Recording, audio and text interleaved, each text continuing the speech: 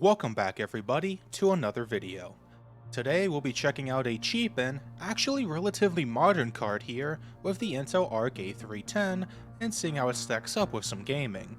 Releasing back in April 27th, 2023 under the 6nm Alchemist generation, this Sparkle card has some okay specs on paper. We got our GPU running at 1000MHz at base, although we can see it boost well above 2000 depending on the game.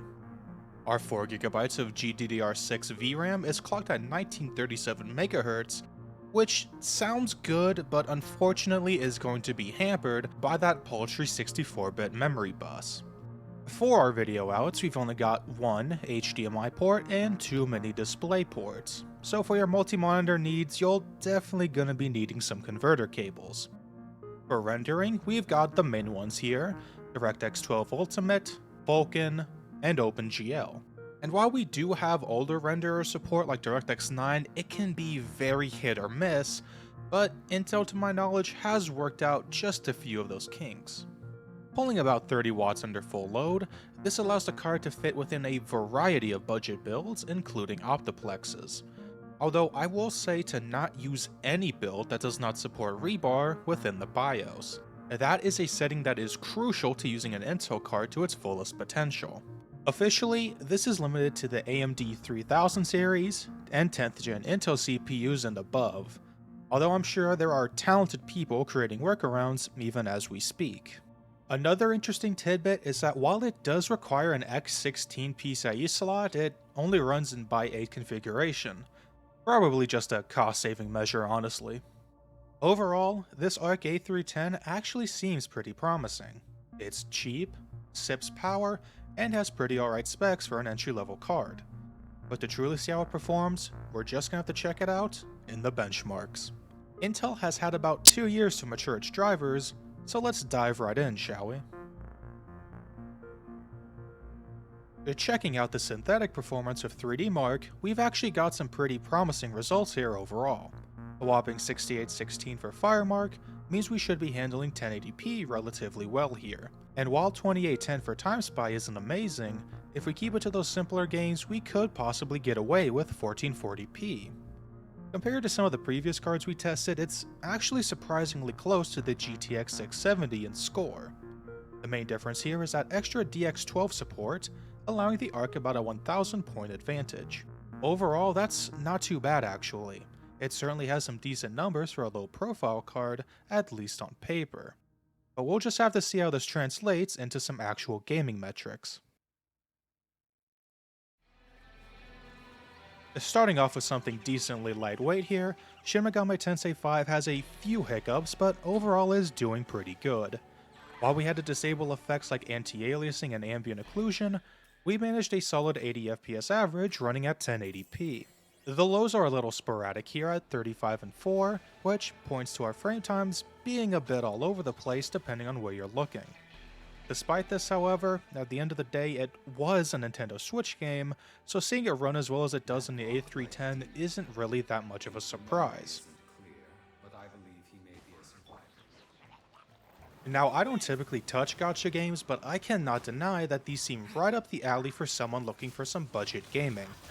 Genshin Impact runs overall solidly on the A310, although there are some hiccups here and there. Running at 1080p medium preset, we're hovering around that 60 FPS mark as we traverse Inazuma.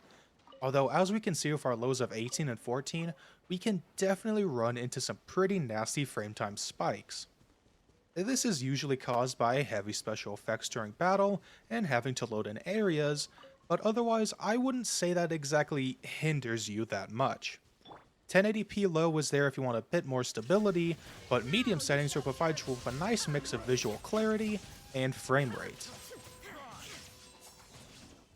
While Black Mesa remains relatively easy to run, we can see some of the shortcomings of the A310's architecture. These cards are meant to be run with modern renderers like 11, 12, and Vulkan, and while it does have support for DirectX 9, we can see that there's some issues with the geometry.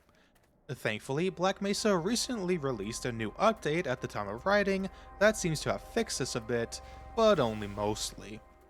Running at 1080p low settings, we managed an alright 82 FPS average, with our given lows of 39 and 34. Overall, that's not terrible on paper, but as you may notice by the footage, our frame times are all over the place, and it doesn't matter where we are. They will jump anywhere from about 4 milliseconds to 35 milliseconds with honestly little consistency. While the recording may look smooth, playing it can definitely feel sluggish. You can indeed play the game using the newest available update, but it's gonna be a bit rough around the edges. Counter-Strike 2 ran surprisingly pretty well on this little card. While maybe not at a hyper-competitive level, overall it did run very competently. At 1080p medium preset, we've got a pretty good 116 FPS average, with decent lows of 76 and 42. Running through this Dust 2 bot match, it was overall a solid experience with very little in the way of actual issues, besides the occasional drops to the low hundreds depending on the area you are looking at. Counter-Strike 2 has always been decently easy to run, but in terms of esports titles, you can indeed be given a pretty nice time on the A310. While Fortnite isn't an exception to that rule, it was actually a pretty interesting case here, because it wasn't just as simple as turning on performance mode and you're good to go. Performance mode was actually overall worse to play with, as with 1080p set to 85% resolution scale, while we did have a very nice 116 FPS average, our lows of 8 and 3 are showing the real issue.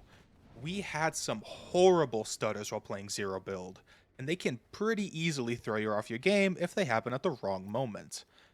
However, putting our renderer to DirectX 12 and setting XCSS to Ultra Performance, while our average did go down to 95, our lows are so much better at 72 and 14.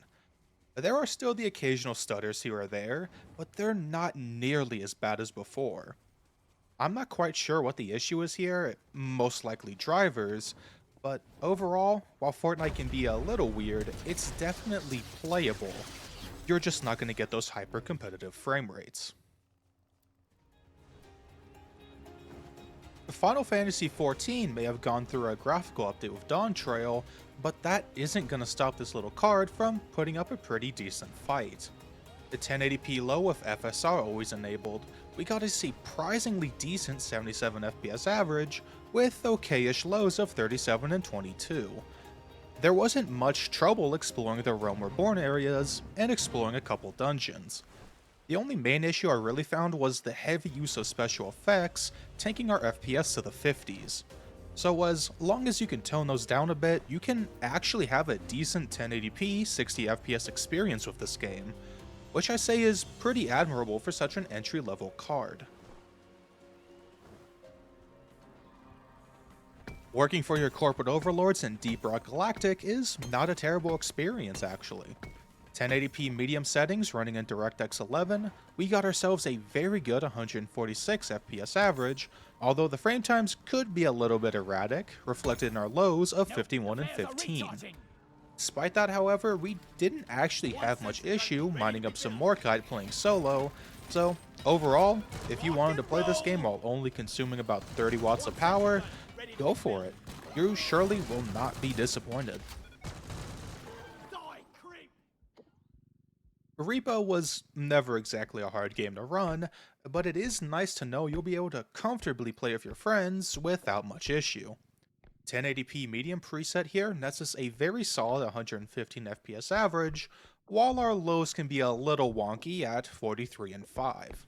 The main problem areas seem to be the shop and extraction zones, which you can see around the low 90s at worst, but overall this is definitely great to see that, even when on a budget, you don't have to miss out on paying your taxes. Vintage Story isn't the hardest game to run ever, but I will say I'm kinda shocked at how well an Intel card handled the game in all honesty. I was expecting to have to dip down into the low presets for 60 FPS, but that is clearly not the case. 1080p medium preset, we've got a whopping 140 FPS average with very good lows of 68 and 45 respectively. There were barely any dips or stutters we could see, which does give it a good leg up from the Radeon cards that are known to have issues. The high preset is doable, but it almost halves our frame rate altogether, so medium is definitely recommended for those who want a nice mixture of high frame rate and good visuals. As good as blocks could look anyways. Now I knew Minecraft was going to run perfectly fine here. This is a game that can run on basically any hardware you can throw at it. So I changed gears here and decided to test out some shaders. Running at 1080p, 12 chunk render distance, with BSL shaders set to a minimum preset, we managed an almost 60 FPS average with lows of 40 and 31.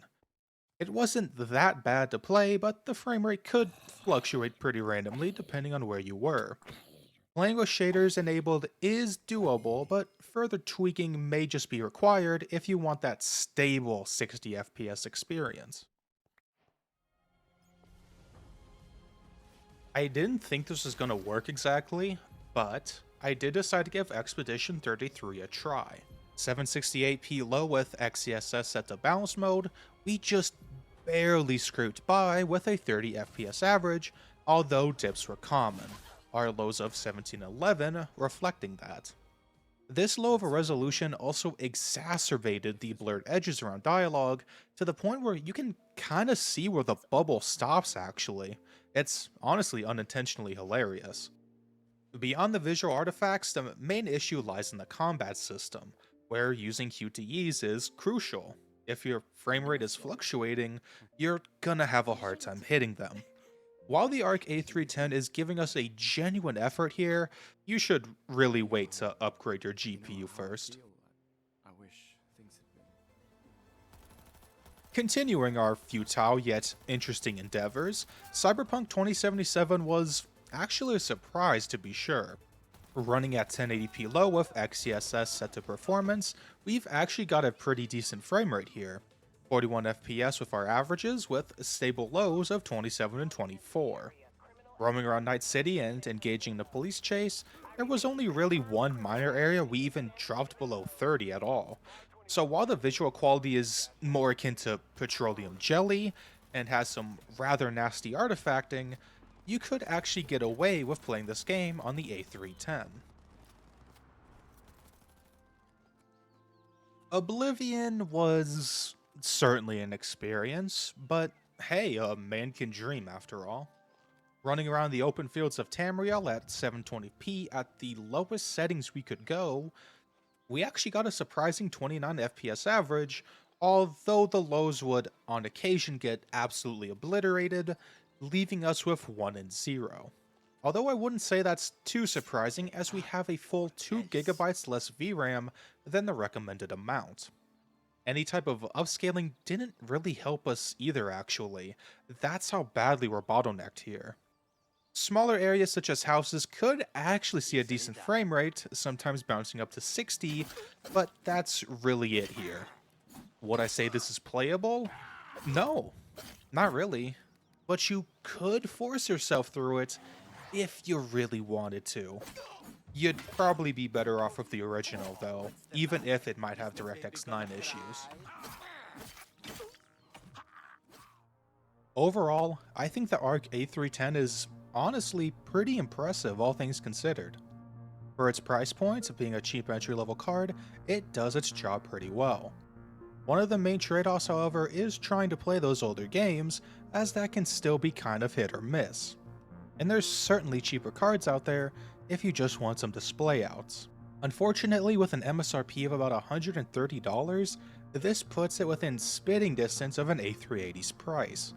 In which case, you're probably better off buying that card instead, unless you have a major size or power constraint. Low-profile A380s are definitely a bit chunkier than the A310s. But if you can get the A310 on a sale about $100, $110, it will sip power, deliver some surprising performance, and we'll be getting driver updates well into the future. You won't be playing all the latest and greatest games, but this card is putting up a very solid fight. I would like to thank you all for watching, While I did enjoy this little budget card, let me know what you thought of it down in the comments. I've got plenty more videos on the way, so be sure to subscribe to stay tuned. Until next time, I wish you all a good day.